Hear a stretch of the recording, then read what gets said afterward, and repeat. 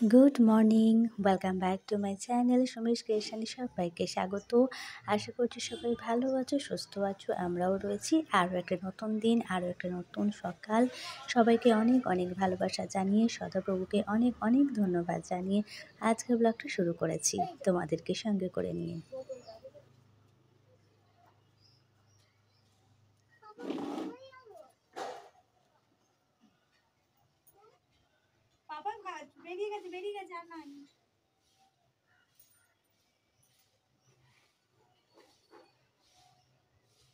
উনুনটা আমার একটু ভেঙে ভেঙে গেছিলো, তাই একটু নতুন মাটি দিয়ে সুন্দর করে আর একটু উঁচু করে দেওয়ার চেষ্টা করছিলাম। তো সকালবেলায় করে দিয়ে গেছিলাম, তো হালকা রোদে বসিয়ে দিয়ে গেছি, তো একটু টেনে গেছে। তো এখন একটু ছুরি দিয়ে সুন্দর করে সমান করে চেষ্টা করছি। এগুলো সবই ইউটিউবের দান। ছুরিতে অত ধার নেই, মেয়েটা ছুরি কাছে দেখলে একবার হয়। সব সময় দুষ্টুমি করতে ব্যস্ত। ছুরিটা নিয়ে কি করবে? হ্যাঁ, তোমার তো সব নেবে। কাঁচিটাও খুঁজে পাইনি এখনো পর্যন্ত, আর ছুরিটা, বড় ছুরিটা নিয়েছে, সেটাও খুঁজে পাইনি। দুটোই হাফিস। আকাশটা কি সুন্দর নীল একদম। রোদে ভালো লাগে, কিন্তু বেশিক্ষণ থাকলে আমার মাথাটা কেমন হয়, বেশি গরম লাগে। পিছন ঘুরে বসে ওদের দিকে দেখো। পুতুলের গলা কাটছে। পুতুলের গলাটা কাটছিস কেন? হ্যাঁ,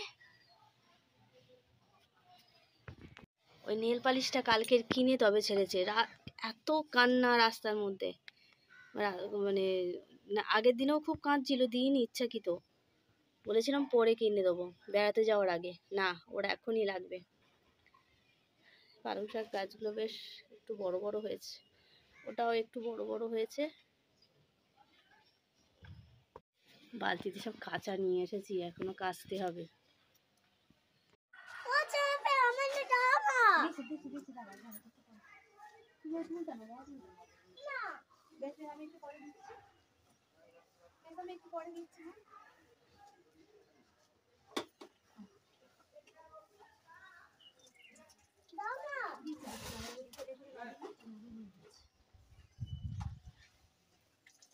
আজকে বেশ সকালবেলায় অনেকটা সময় রোদের মধ্যে ছিলাম, একটু মাথাটা ব্যথা করছিল, তাই মামাকে বলছি তাড়াতাড়ি একটু কেচে নিয়ে নিচে যাই।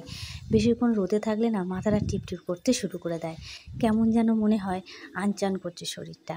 বেশি রোদ আমি আবার সহ্য করতে পারি না, কেন জানি। অনেকে ঘন্টার পর ঘন্টা বসে থাকে কিন্তু কিছু হয় না, কিন্তু আমি পারি না একদমই। তাই মামাকে বলছি তুমি বিরক্ত করো না। আর এদিকটা দেখো সুন্দর করে লেপে দিয়েছি, দেখতে বেশ সুন্দর হয়েছে। ওই যে বললাম ইউটিউবের দান, ইউটিউব না দেখলে হয়তো করতেই পারতাম না। চলো, মোটামুটি কাচাকুচি কমপ্লিট হয়ে গেছে। আর মামাকে এখানটায় বস করে দিয়েছিলাম, এত দুষ্টুমি করছিল, তাড়া করেছি। তারপরে এখানটায় ওই যে একটু কাদা হয়েছে, লেপতে গিয়ে একটু পড়েছে, তো সেই কারণে সেটা একটুখানি জল দিয়ে ধুয়ে দিলাম। নাহলে মামা এসে ওই কাদাটাকে আবার ঘাঁটতে শুরু করে দেবে। দস্যুটা যা দস্যিপনা করছে কি বলবো। যাই হোক, মোটামুটি ধুয়ে দিয়েছি, দিয়ে এবার যাব নিচের দিকে রান্নাবান্না সারতে। চলো এবার নিচের দিকে যাই, সঙ্গে থাকো, সাথে থাকো, অবশ্যই তোমাদের ভালো লাগবে। আজকের রান্নাবান্না বাবু বলেছে একদম সিম্পলভাবে রান্নাবান্না। কদিন ধরে ওই ইউটিউবে সব খাবারের এগুলো দেখায়, সুন্দর সুন্দর রান্নাবান্না, তো সেগুলো দেখে বলছে আজকের মুগ ডাল রান্না করতে, বেগুন ভাজা আর আলু পোস্ত। মানে ওর সবচেয়ে সবচেয়ে ফেভারিট খাবার, মানে আলু পোস্ত হলে আর কিছু কথাই নেই। তো সেই মতন মুগ ডাল এবারে আমি কিনে আনিয়েছি, যে সবসময় মসুর ডাল ভালো লাগে না, মাঝে মাঝে একটু চেঞ্জ করলেও হয়। তো সেই জন্য মুগ ডাল আনিয়েছি, মসুর ডালও অল্প করে নিয়ে এসেছি। মসুর ডাল খেলে আবার মামার অসুবিধা হয়, তো সেই কারণে মসুর ডালটা একটু অ্যাভয়েড করাই ভালো। তো মুগ ডালটা মাঝে মাঝে একটু রান্না করলে বেশ ভালো লাগে। এই জন্য চলে এসেছি, মুগ ডালটা হালকা করে ভেজে নেব। আর রান্না করতে বসে আমার নতুন একটা রাঁধুনি পেলাম, দাঁড়াও তোমাদের সঙ্গে শেয়ার করি আমার রাঁধুনিটা। আর এদিকটায় মামার জন্য একটুখানি ম্যাগি করে নেব, আর ওই যে পোস্ত কিনে এনেছে, পোস্তটা রান্না করব। পাখিটা ওই জায়গাটায় বাসাও বাঁধেনি, আর অন্য যে দুটো পাখি আসে মাঝে মাঝে, কি জানি এখন একটাই বসে বসে আওয়াজ করেই যাচ্ছে। ওরে বাবা, আরেকজনকে দেখো। হাই, গলার কাছটা আর মাঝে ছিঁড়ে গেছে, মানে কালো ব্ল্যাক লেগেছে, দেখি এ কর। আসনে বস, মানে আসনটা নে, এনে ধর আসনটা নে। যা, ও তো উড়ে চলে গেল ভয়ে। আমি কত বড় রান নিয়ে এসছে একটা, ছবি না তুললে হয়? হ্যাঁ, ওরে বাপরে বাপ, ডালটা রান্না করছে, কত বড় রান নিয়ে এসছে বাপরে। আমাকে আর রান্না করতে হবে না তো মাম্মা? হ্যাঁ, আমার ছ্যাঁকা লেগে যাবে? দূর থেকে করো, তোমারও ছ্যাঁকা লেগে যেতে পারে কিন্তু।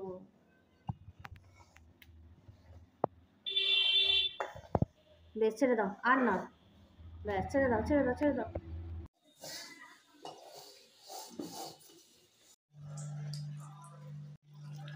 কিছুতেই মেয়ে আমার খুন্তি ছাড়বে না, ওই খুন্তিটাকে নেবে। আগের দিনে আমার একটু ছ্যাঁকা লেগে গেছে, ওকে সেই ভয় দেখালাম, দেখো আমার ছ্যাঁকা লেগে গেছে, তোমারও লেগে যাবে।